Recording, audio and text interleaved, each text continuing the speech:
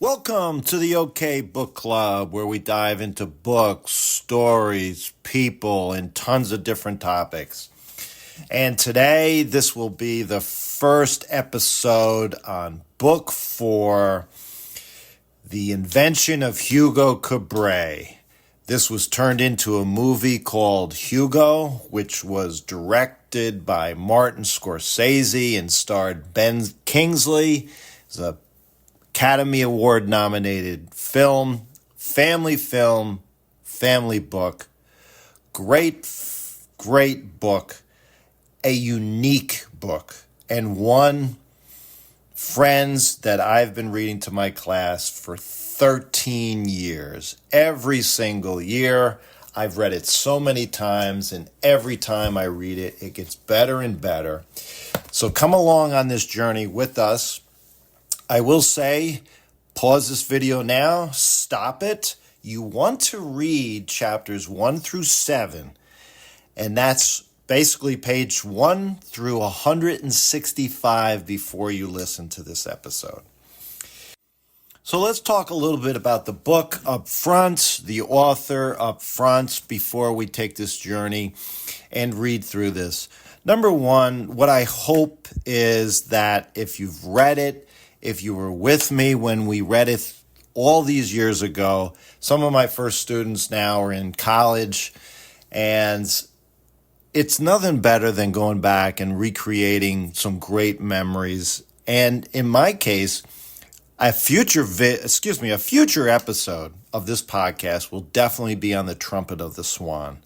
Some of my earliest memories of being read aloud to is with Mrs. Baker when I was in 4th grade in Martha W. Lawrence Elementary School in Poughkeepsie, New York. Mrs. Baker just had this great way of making us feel good. We sat down on the carpet. She would sit there in her rocking chair and she would read this book, which was not one of E.B. White's most famous books. E.B. White was a famous author who wrote Charlotte's Web and Stuart Little. But here I am at age 63. This book was read to me when I was, 9, 10 years old? And it's going to be an interesting journey to see when I read it to myself again if some of these memories come flooding back. It's been so long. I certainly remember a lot of the pictures, and they were simple pictures drawn on the pages of the book. And this is what I'm hoping that a lot of my students will have similar memories from the invention of Hugo Cabret. Number one, this book, in an interview from the author, Brian Selznick, Brian basically talked about this book that he created from scratch. It's not a novel. It's not a graphic novel. It's not a picture book. It's not a flip book, not a movie. It's basically everything, all the above. It's almost as if it really began its own genre. It's, number one, a huge book. When you pick this up, it's like a brick. And this was actually from an interview from the person who ultimately wrote the screenplay. Martin Scorsese. He made this movie, he adapted this book into the movie Hugo, and it was his only movie that he made for children. And this is basically a celebration of the early movies, and you get a sense of that when you open up the book. Again, like I said, different book, 533 pages. But what you realize right from the beginning, just by scanning the book after you pick it up, there's 284 pictures. And these pictures are so detailed, illustrated from just using a pencil. To my understanding is just a pencil, a blank sheet of paper, and just a pencil Just so unique and so detailed and so beautiful. So 533 pages, but in terms of the actual words that you're reading on the pages, only 249. And even a lot of those pages are short with not a lot of words on the page. So some background on Brian Selznick. A local guy here in New Jersey. He was born in and went to high school at East Brunswick, New Jersey. He went off to the Rhode Island School of Design in college. And then for 3 years, he worked in this little Upper West Side children's bookstore. It was called Eeyore's Books for Children. And it was there that he, after work, wrote his first book called The Houdini Box. And he also illustrated a lot of famous books that many of you are familiar with. 3 books by Andrew Clements, Frindle, The Laundry News, and Lunch Money. He illustrated Writing Freedom, 2 books that many of you may know, The Doll People. And check this out, the 20th anniversary editions of all the Harry Potter books, he illustrated those covers. And as you look through just some of these illustrations, you may be saying to yourself, they seem familiar. Something about them certainly brings to mind some famous illustrations in the past. And absolutely positively, when I tell you this, you're going to say, oh, yes. So he was inspired by the famous picture book that everyone knows, Where the Wild Things Are, by Maurice Sendak. Just so detailed and so beautiful.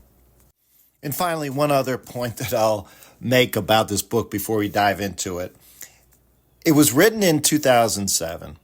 The movie Hugo was made in 2011, and it did win the Caldecott Medal, which is basically the best picture book, illustrated picture book that they give out each year. And this book, like many famous books, was ultimately made into a paperback, but you don't buy the paperback of this book. This is a book that you absolutely, positively have to buy the hardcover. I mean, it's just very rare where the experience of having such a unique book means that you just can't replicate it as a paperback. A brick cannot be a brick if it's a paperback. So as you open up the book, immediately the first page gives you this image as if you're watching a silent movie, and that's obviously done on purpose. You have a brief introduction by Professor Alco Fribus, which details that this story I'm about to share with you takes place in 1931 under the roofs of Paris, and here you're going to meet a boy named Hugo Cabret who discovered a mysterious drawing that changed his life forever. And that's really all you need to know, friends, about this book. Don't read anything else in terms of what's up. These blurbs of books too often, as I've said many times, can ruin books for us. Well, guess what? This boy, his head is full of secrets, and his story is about to begin. And as we turn into part 1, we see that the first chapter is called The Thief. Professor Alco Fribus basically tells us that we have to imagine ourselves with the sun rising, and we get zoomed in, these pictures, one after another. We zoom into this train station. We have a close-up of this boy, which we have to assume is Hugo Cabret. He's running through this train station, and then all of a sudden, he steps into an iron grate at the bottom of this wall by the floor. And then we see, segueing down the hall, it looks like this old man is sitting in this shop. and there's a close-up with this old man, and then I can't tell you what picture this, what page this is, but just know that is probably on, well, I don't know, page 30 going into the book, a zoom in drawing of this old man and his eye. And what is it, as we learn, as we turn the next page? It's a reflection of the clock on the wall directly across from in this train station. And then the author zooms in with this illustration and the number 5, another eye. And we find out it's the boy looking down at this shop. And that, my friends, is where the story begins on page 46. Yes, page 46. You can see why half this book is the illustrations. And here is the beginning of the story. From his perch behind the clock, Hugo could see everything. He rubbed his fingers nervously against the small notebook in his pocket and told himself to be patient. The old man, apparently, as we go forward in the story, friends, he looked agitated. He seemed agitated. He was with a girl. And Hugo says to himself, had he figured out some of his toys were missing? Well, there was nothing to be done about that now. Hugo needed the toys. So immediately we're seeing some kind of conflict, something that's going on here. And clearly we can infer that this shop where the old man is a toy store. They argued some more and the girl ran off. And then we have a zoom in of the next page with this girl. And I will tell you right now, this is the joy of reading a book multiple times, because you almost forget about what was written in the beginning, and you can see what is so important that the author writes. What happens next? Hugo comes out from behind the walls, enters quietly, goes up to the toy booth, and tries to grab this little toy on the counter as the old man is sleeping. Old man wakes up just as Hugo grabs this toy mouse. Thief! Thief! Someone call the station inspector! Ah, I finally caught you. Now empty your pockets. And out of his pocket comes this small notebook that he'd been rubbing in his pocket, and the old man starts flipping through it, and this, in my opinion, has to go down as one of the best moments in the book. It's early on, and this is why this book and movie is so great, because it grabs you right away. On page 59, you see this picture almost as if it's a ghost, and that's what he says out loud. Ghost! Who drew these pictures? Where did you get this notebook? I can't leave without my notebook. It is no longer your notebook. It is mine, and I will do with it what I want. The old man waved Hugo's box of matches in the air. Perhaps I will burn it. No! At that point, the old man put the notebook in his handkerchief, tied it up. Now tell me who did these drawings. Who did them? Hugo said nothing.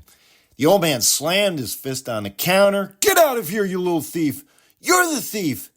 Hugo yelled as he ran off. As we go into the next chapter, we see details, drawings of Hugo, and ultimately we learn that Hugo lives in this train station by himself. We learn that he has a job of taking care of clocks in the train station. Then we get a series of illustrations where Hugo follows the old man to his apartment. Hugo ends up throwing a rock up to a window up above, trying to get the attention and trying to get inside. And that's where he sees a girl come out from the window in chapter 4. It's just a beautiful picture. On page 102, at this point, We get introduced to this girl. She comes down. Hugo says, I need my notebook. Your grandfather has my notebook. First of all, he's not my grandfather. And second of all, who are you? You're a thief. Why do you want this notebook so bad? Hugo says, I can't tell you. And she basically says, oh, is there a secret here? I love secrets. And again, this goes back to the movie. Great scene in the movie.